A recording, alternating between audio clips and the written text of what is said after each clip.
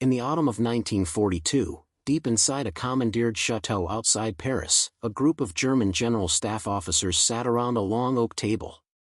The war still seemed to be theirs to command.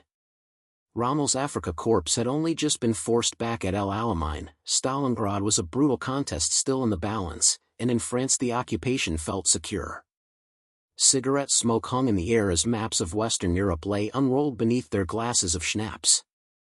They laughed about the Americans, now beginning to trickle men and equipment into the European theater. General Siegfried Westphal, chief of staff under Rundstedt, recorded the sentiment in his later memoir, "We could not take seriously an enemy who appeared to drown in his own abundance. Their soldiers carried too much food, too much fuel, too much baggage. It seemed a parody of war." Another officer compared American columns to moving department stores, so overloaded with crates and gasoline cans that they looked incapable of decisive movement. Their perspective was rooted in German tradition. For decades the Wehrmacht had perfected Bugungskrieg, maneuver warfare that relied on concentrated blows, short operational bursts, and carefully timed supply by rail.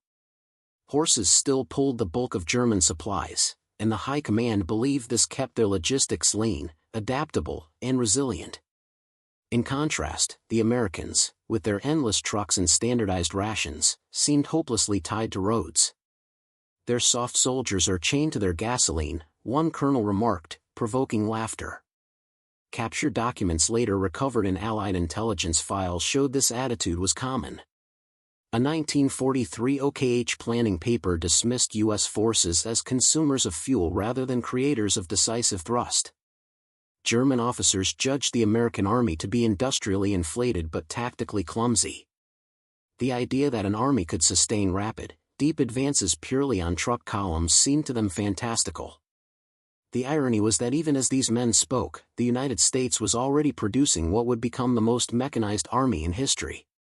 Quartermaster Corps reports from 1942 listed contracts for more than 700,000 trucks, each standardized for interchangeable parts, each designed to burn the same 80-octane gasoline.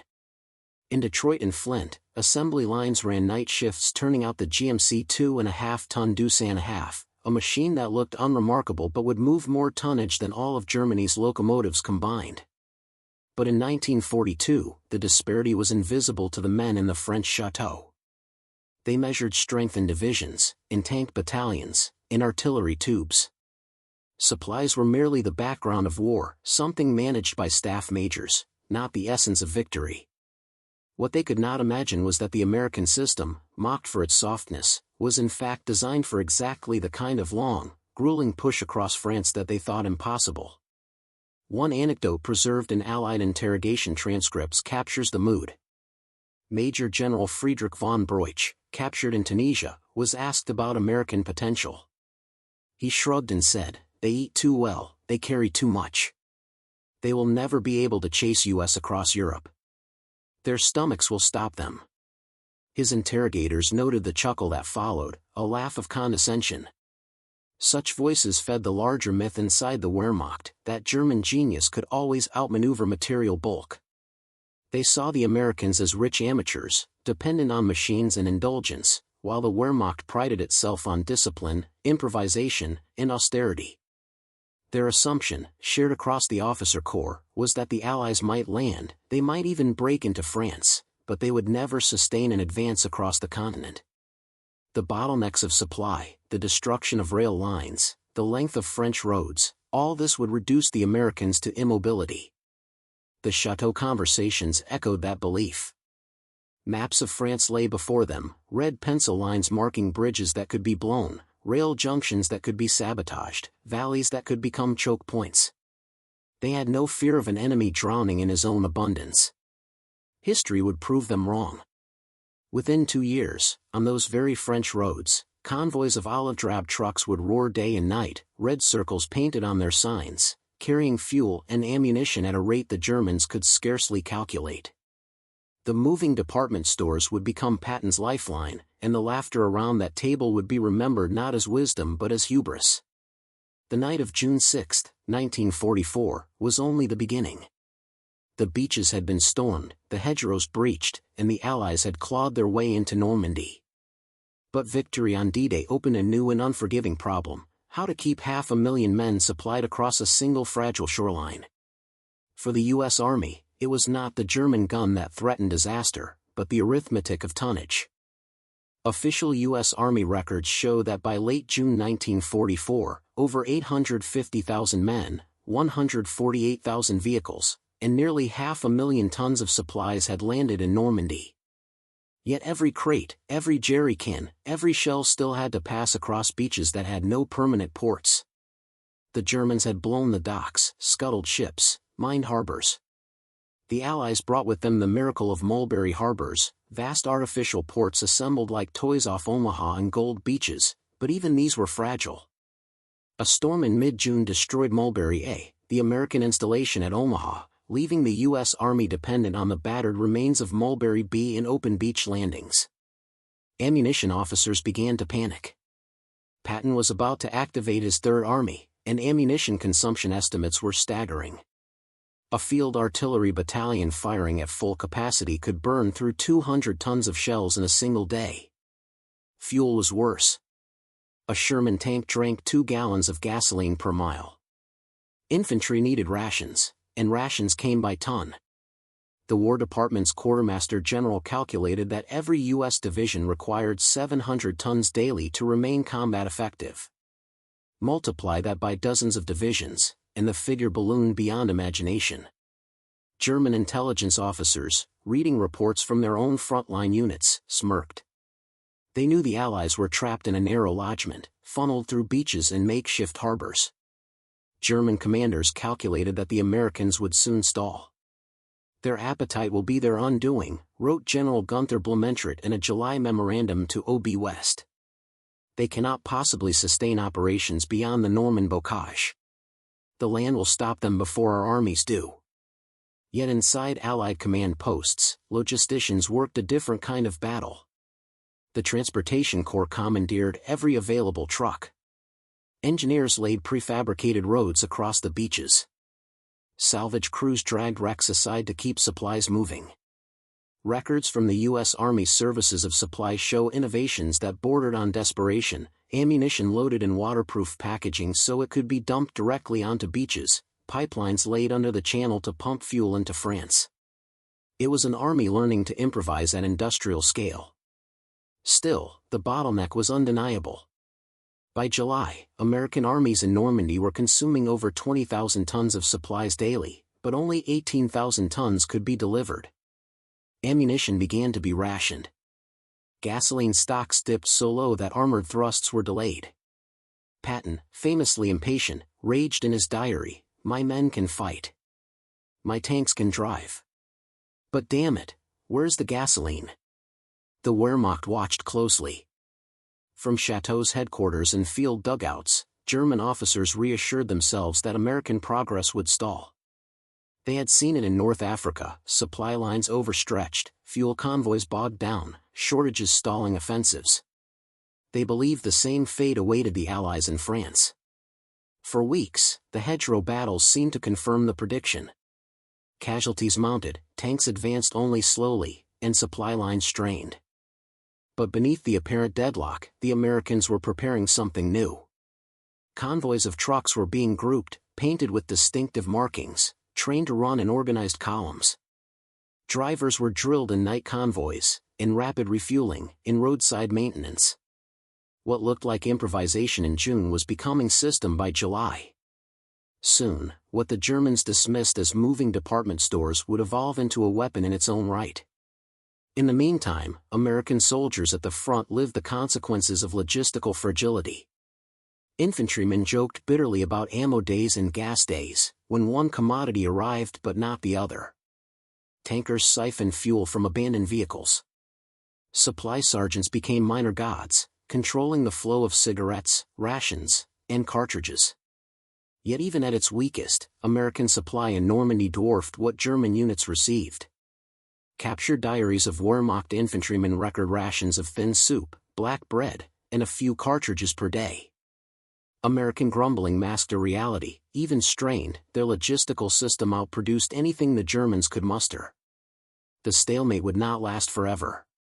By late July, Operation Cobra broke the German lines at St. Lo. Suddenly, the Allied armies burst into the open. Patton's Third Army, newly activated, was poised to drive across France. The only question was whether the U.S. supply system could keep up. The Germans, still confident in American softness, expected collapse. What came instead was the Red Ball Express. The breakthrough at St. Lo in late July 1944 transformed the war in France. After weeks of slogging through the hedgerows, American armor poured into open country. Patton's Third Army lunged forward, consuming fuel and ammunition at a pace no staff officer had predicted. On some days, Third Army alone required 350,000 gallons of gasoline. But the supply lines were still rooted in the beaches of Normandy, and the French road network was battered, clogged, and inadequate. Something radical had to be done. The solution was as bold as it was improvised. On August 25, 1944, the U.S. Army's Transportation Corps launched a continuous trucking operation that would become legendary, the Red Ball Express. The name was borrowed from U.S. railroad slang, where Red Ball referred to priority freight trains. Painted with a distinctive red circle insignia, the convoys were given absolute priority on designated routes. No civilian traffic, no straggling jeeps, no wandering French farmers with ox carts, only supply trucks, barreling day and night. The scale was staggering. At its peak, the Red Ball Express employed 6,000 trucks, moving 12,500 tons of supplies per day. The route stretched 700 miles, from the Normandy beaches through Paris to forward depots near the German frontier. Convoys ran 24 hours a day. Trucks were dispatched at 15-minute intervals, headlights blacked out, drivers navigating by following the dim taillights of the vehicle ahead. U.S. Army records show that between August and November 1944, Red Ball convoys carried over 412,000 tons of fuel, food, ammunition, and spare parts. Most of the drivers were young and inexperienced, many just weeks out of training. And the majority, roughly 75%, were African American soldiers. The segregated U.S. Army had consigned black troops largely to service roles, but on the Red Ball Express, they proved indispensable. Private diaries and oral histories collected after the war tell the same story: exhaustion, danger, and relentless responsibility. Drivers spent up to 20 hours on the road, sleeping in their trucks, eating rations on the move. Mechanical breakdowns were constant. A deuce-and-a-half truck was expected to last 20,000 miles before overhaul. Red Ball vehicles often wore out in a matter of weeks. Crews kept them alive with baling wire, cannibalized parts, and sheer determination. German resistance added to the strain. Luftwaffe fighters were still a threat, strafing convoys when they could. Snipers and sabotage teams lurked along roads. But the greatest danger was the road itself. Rain turned dirt tracks into quagmires. Bridges collapsed under the endless pounding of tires. Accidents were frequent. Reports from 13 Corps noted that up to 10% of trucks on some runs never made it to their destination, lost to breakdowns, wrecks, or enemy fire. Still, the system worked. Day after day, gasoline reached the tanks, shells reached the artillery, rations reached the foxholes. Patton himself understood the importance. In his journal he wrote, "My men can eat their belts, but my tanks must have gas." God bless the Red Ball Express. Commanders came to rely on it so completely that divisions measured their combat tempo by how many Red Ball convoys arrived in a given week. The Germans, watching from the other side of collapsing fronts, struggled to comprehend it. Their own armies were starved of fuel, immobilized by Allied bombing and dwindling reserves. Yet across France, American supply trucks thundered in endless columns. German officers began to mutter bitterly that the Americans were fighting a motorized war without end.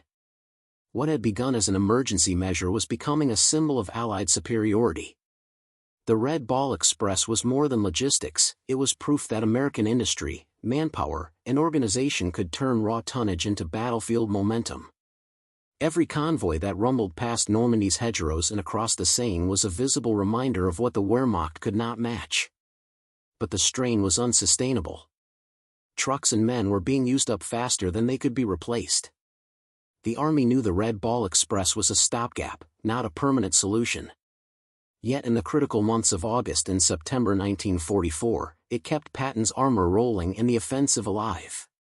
For German generals, who had mocked American logistics as ponderous and brittle, the sight of ceaseless convoys told a different story. The U.S. war machine was proving that supply lines could be as decisive as tank divisions. And soon, those convoys would fuel the dash across France, until they hit a wall of their own. August 1944 became a month of astonishments. Paris was liberated, German armies reeled eastward, and Patton's Third Army surged across the breadth of France with a momentum that seemed unstoppable. But behind every mile gained was a question that haunted logisticians: could the trucks keep up? The Red Ball Express was running at full throttle, but Patton's tanks burned fuel faster than it could be delivered. His spearheads advanced so quickly that forward depots became obsolete almost as soon as they were established. On paper, the numbers defied sense. Third Army consumed 350,000 gallons of gasoline on August 21 alone, equal to the daily fuel use of a mid-sized American city. Within 2 weeks, Patton's tanks had advanced 400 miles, a logistical achievement that stunned even Eisenhower's staff.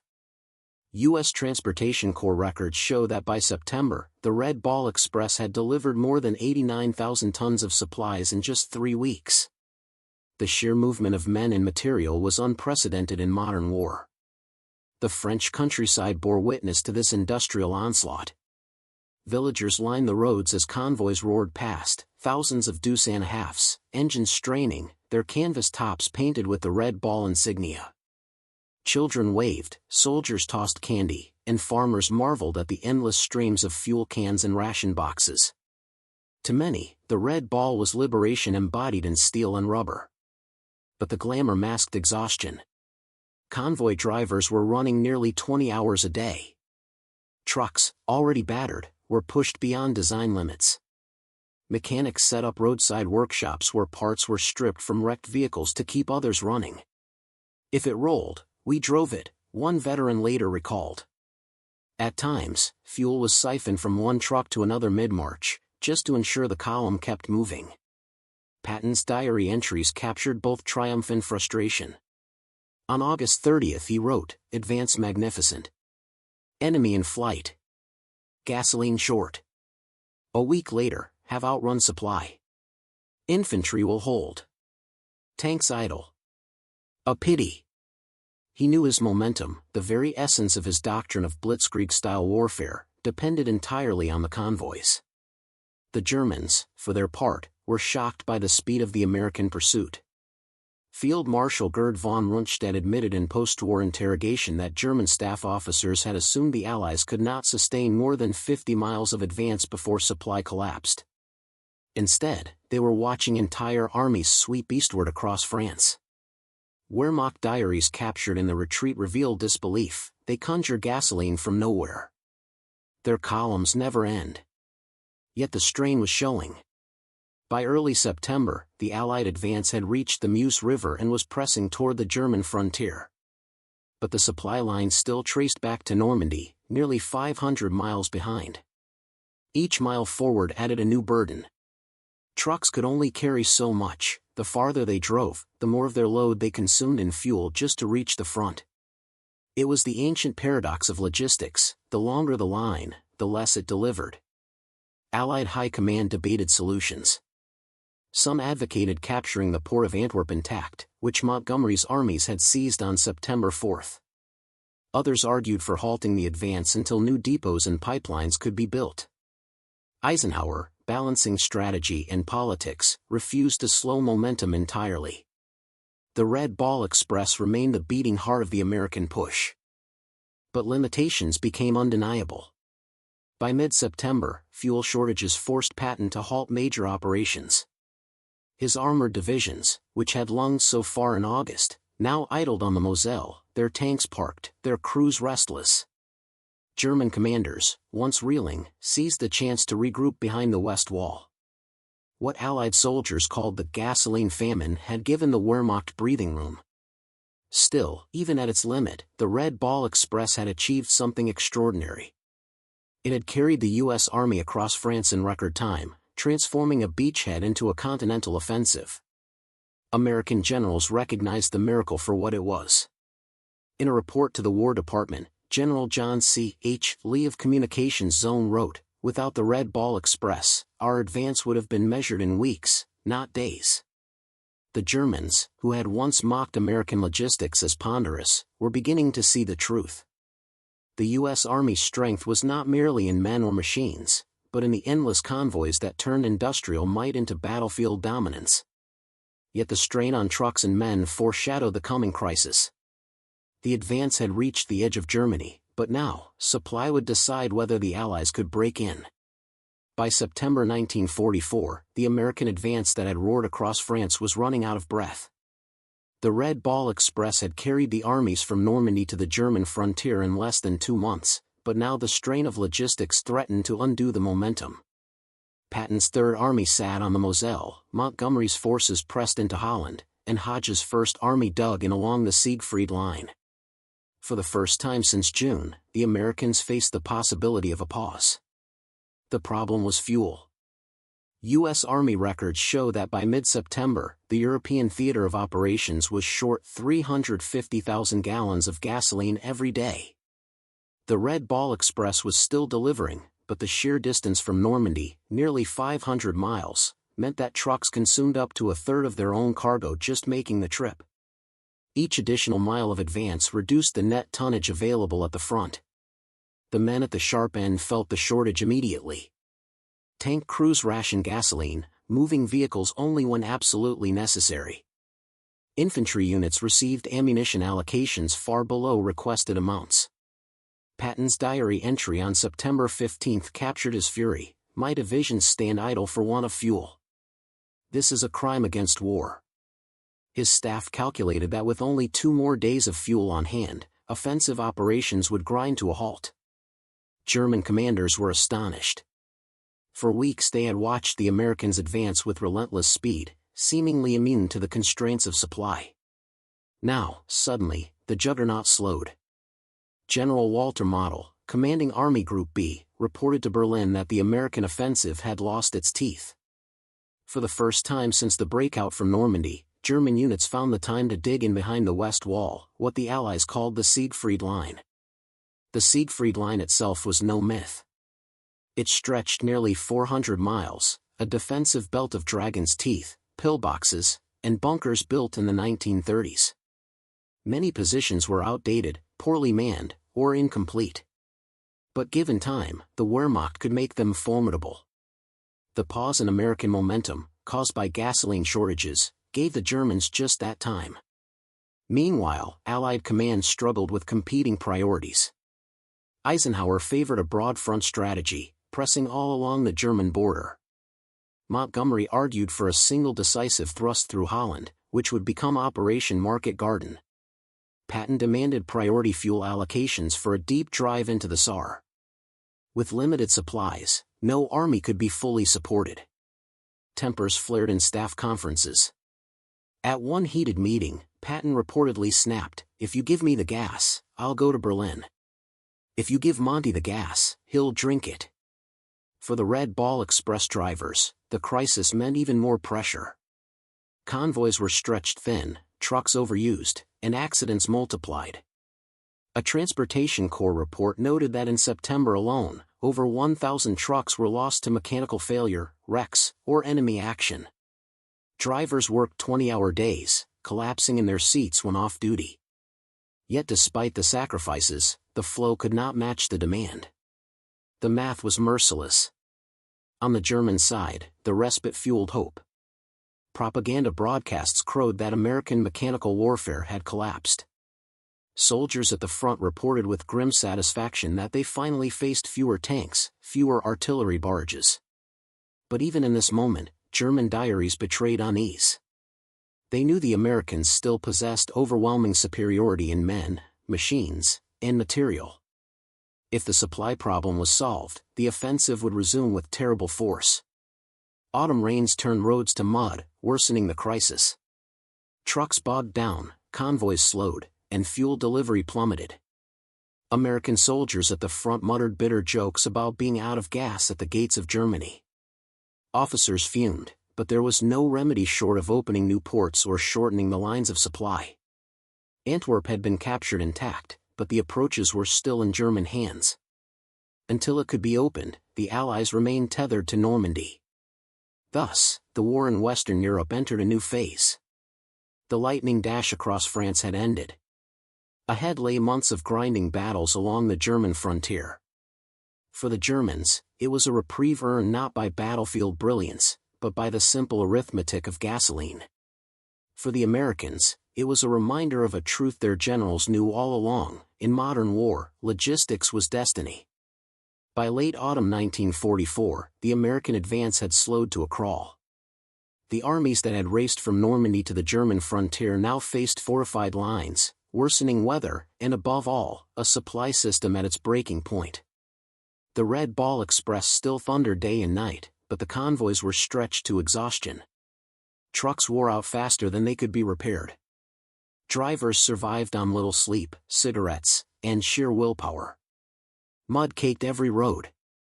And the once glorious image of the endless columns had turned into a grim grind against nature and fatigue. In November, the weather broke in earnest.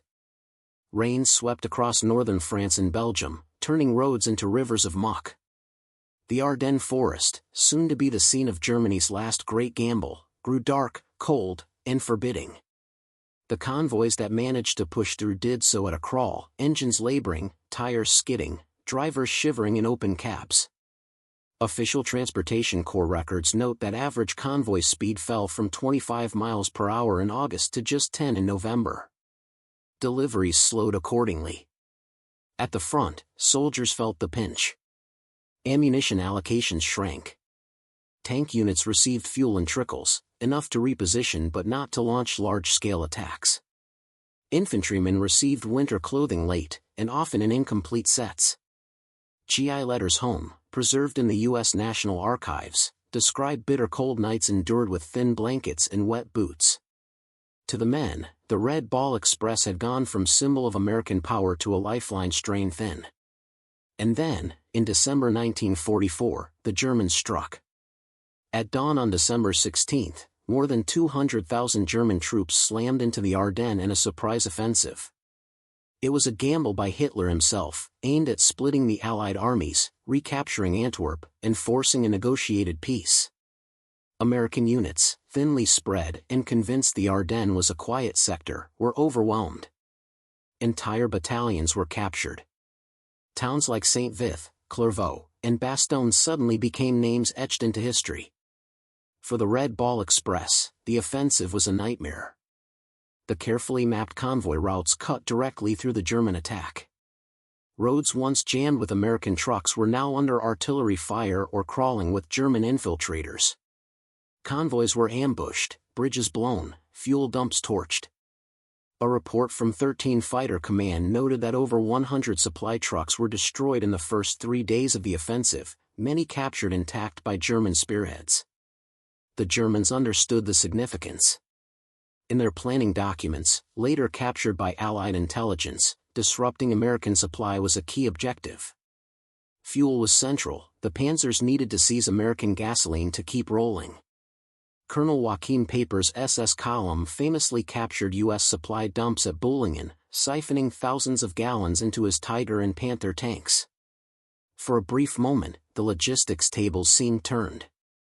American convoys scattered, while German units drove American jeeps and trucks seized on the road. But the scale of U.S. logistics could not be undone so easily. Even as some convoys were lost, the Transportation Corps rerouted traffic south and west, improvising new corridors around the German advance. Within days, fresh convoys were flowing again, carrying ammunition and fuel toward the threatened sectors.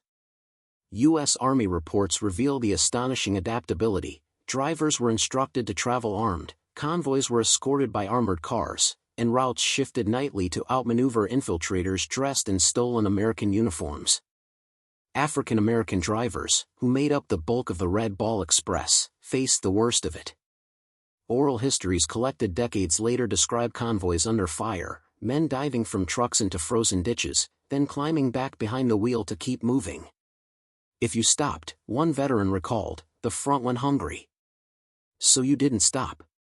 The urgency was absolute. At Bastogne, where the 101st Airborne was encircled, the lifeline was so tenuous that supplies had to be dropped by air. But trucks still carried much of the burden, pushing through winter roads under constant threat. Patton's Third Army, tasked with relieving Bastogne, depended entirely on the convoys. His tanks could not move without fuel, and the fuel came only by truck. In one striking example recorded in Third Army's G4 Logistics report, Patton's staff calculated that the relief drive to Bastogne would consume 350,000 gallons of gasoline. Every drop had to be delivered over roads still slick with ice and threatened by enemy action. Drivers managed it, sometimes running round-the-clock shifts. When Patton's columns broke through to Bastogne on December 26, it was as much a triumph of logistics as of combat. German officers interrogated after the war admitted their disbelief. They had assumed the Ardennes offensive would cripple American supply, forcing the Allies into retreat. Instead, within days, the Americans were rerouting convoys, flooding threatened sectors with reserves, and replacing lost vehicles at a pace the Wehrmacht could not match. They fight with their gasoline, one German major remarked, and their gasoline is endless. But endless was not quite true. U.S. supplies still strained under the weight of winter. Red Ball drivers endured frostbite, exhaustion, and constant breakdowns. A Transportation Corps memo from January 1945 reported that 25% of vehicles were inoperable at any given time. Yet replacements kept coming, drawn from the vast industrial machine behind them. Even as the Ardennes crisis unfolded, new divisions were arriving from the United States, and their trucks joined the flow. By January, the German offensive had failed. The bulge in the Allied lines was flattened. Once again, logistics had played its part, not glamorous, not as celebrated as the heroics of the 101st Airborne or the armored thrusts of Patton, but decisive. The Red Ball Express, battered but unbroken, had delivered what was needed to outlast the surprise. In the aftermath, American commanders acknowledged the cost. Thousands of trucks had been lost or worn out beyond repair. Hundreds of drivers had been killed, wounded, or captured. Yet the convoys had proven unshakable, even under the heaviest test. Eisenhower later reflected that the Ardennes demonstrated the true depth of Allied strength. The enemy could launch an attack, but he could not break our supply. For the Germans, the lesson was bitter. They had gambled everything on a final offensive, in part because they knew their own logistics could not sustain a long fight. Their fuel stocks were nearly gone, their industry crippled by bombing. By contrast, the Americans could reroute an entire supply system under fire, absorb losses, and keep fighting. As winter deepened into 1945, the Red Ball Express continued to roll, its trucks rumbling eastward across liberated Belgium and into Germany itself. The drivers knew the end was coming, but they also knew the work was not finished. Until the last bullet was fired and the last tank crossed the Rhine, their convoys would remain the arteries of victory. The winter of 1944-45 ended with the German gamble and the Ardennes broken. The Wehrmacht had burned its last reserves of men, armor, and fuel. American soldiers who had faced the fury of the bulge knew that the enemy could still fight hard, but the strategic balance had shifted beyond recovery. For the Allies, the question was no longer whether they would reach Germany, but how fast they could do it, and whether their supply lines could carry them to the Rhine. The Red Ball Express had survived the Ardennes crisis, but at immense cost. Thousands of trucks were ruined, convoys ran on worn-out tires and engines patched with wire and scavenged parts, and drivers were stretched thin from months of punishing schedules. Yet, in February 1945, as Allied armies regrouped for the final push, the convoys rolled once more. This time, their destination was not just the French interior but the very heart of Germany itself. The Rhine loomed large in Allied planning. It was not just a river, it was a symbol, a natural fortress, the last great barrier between the Allied armies and the German heartland. Every crossing attempt would demand staggering amounts of fuel, ammunition, and bridging equipment. Engineers required Bailey Bridge components delivered in sequence, pontoon boats transported by truck, and artillery shells stacked by the tens of thousands to smash German defenses on the far bank. By early March, the logistical machine was surging forward again. New supply routes had been added to relieve the Red Ball Express, though the name remained a catch-all for the vast truck convoys that snaked across Europe. Antwerp, finally opened after the bloody clearing of the Scheldt, gave the Allies a deep-water port much closer to the front. Supplies that once crawled hundreds of miles from Normandy could now be unloaded in Belgium and pushed east at a fraction of the distance. Still, the trucks were indispensable, railways remained shattered by bombing, and the convoys were the only means of pushing fuel directly into Patton's tanks or Hodge's artillery parks. It was in this phase that the sheer scale of American logistics revealed itself. Daily tonnage reached unprecedented levels. In March 1945, U.S. armies consumed 45,000 tons of supplies per day.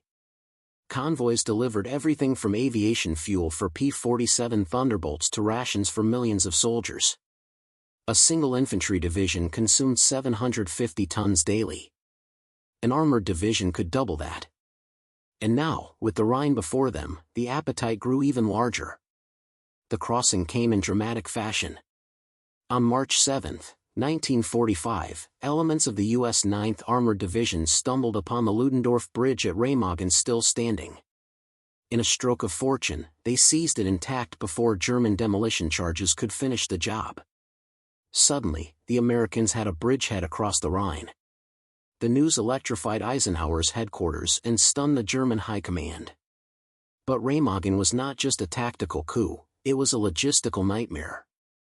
Within hours, tens of thousands of troops were pouring across, and the fragile bridge sagged under the strain. Every gallon of fuel, every crate of ammunition, had to be rushed forward by truck to exploit the opportunity. Red Ball drivers responded with their usual ferocity.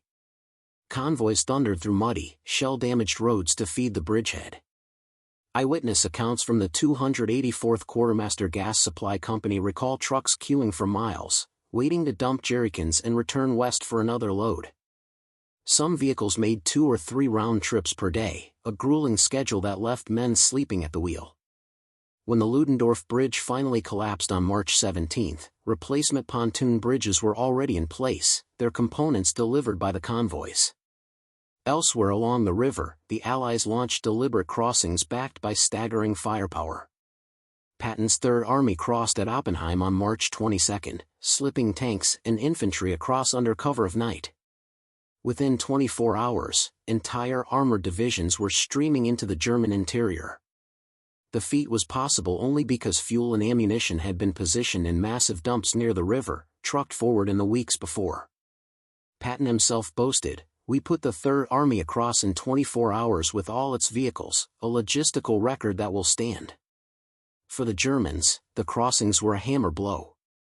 Propaganda had promised the Rhine would hold. Instead, American tanks rolled over it in multiple places, supplied by convoys that seemed unending.